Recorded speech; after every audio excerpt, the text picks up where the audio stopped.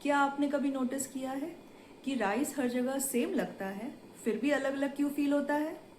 तो राइस की शुरुआत लगभग 10,000 साल पहले हुई थी चाइना में, जहां इसको पहली बार कल्टीवेट किया गया था। फिर लगभग 7,000 साल पहले ये भारत में पहली बार इंडिपेंडेंटली कल्टीवेट हुआ है इंडस वैली सिविलाइजेशन में और फुटहिल्स ऑफ हिमालयाज में। और आज की डेट में लगभग 50% से ज़्यादा पॉपुलेशन वर्ल्ड की राइस पे ही निर्भर करती है। अब राइस का मेन कंपोनेंट क्या है? वो है स्टार्च। और स्टार्च दो प्रकार के पाए जाते हैं जो कि अमाइलोज और अमाइलोपेक्टिन कहलाता है। इनके रेशियो पे डिपेंड करता है कि आपका राइस कैसा होगा, फ्लफी और अलग अलग दाने वाला या फिर सॉफ्ट और थोड़ा सा चिपचिपा। अब राइस के प्रकार क्या क्या होते हैं? लंबे दाने वाला राइस जैसे कि बासमती, उसमें अमाइलोज की मात्रा थोड़ी अधिक होती है जिसकी वजह से वो फर्म और नॉन स्टिकी होता है। भारत में उसे बिरयानी बनाने में इस्तेमाल किया जाता है। मीडियम दाने वाला जो राइस होता है उसमें अमाइलोज और अमाइलोपेक्टिन की मात्रा बराबर होती है, इसलिए वो हल्का सा स्टिकी होता है और उसे इटालियन क्विजीन में इस्तेमाल किया जाता है जैसे कि रिसोटो।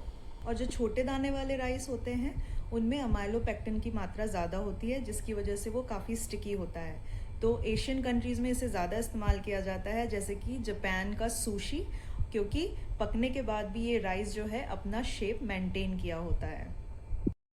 अब मैं आपको कुछ खास किस्म के राइसेस से रूबरू कराती हूँ।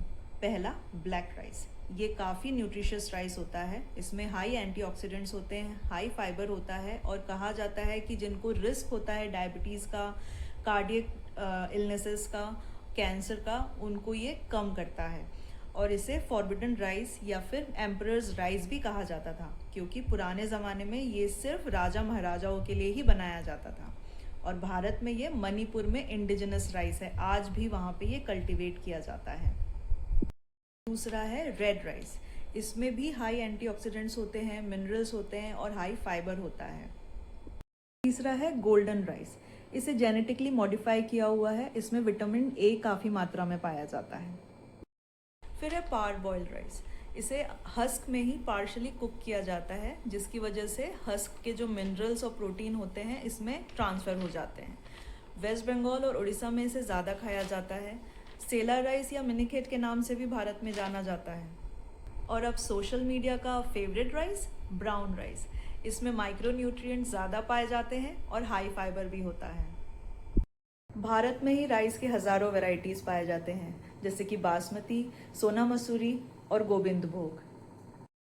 और वर्ल्ड में सबसे ज़्यादा इस्तेमाल किए जाने वाला राइस है वाइट राइस, क्योंकि इसकी शेल्फ लाइफ बहुत लंबी होती है। तो सिर्फ वाइट और ब्राउन राइस पे फोकस मत कीजिए, you have more options to explore.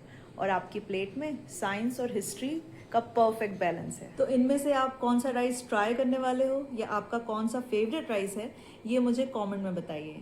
Follow me for more food science, only facts no fads.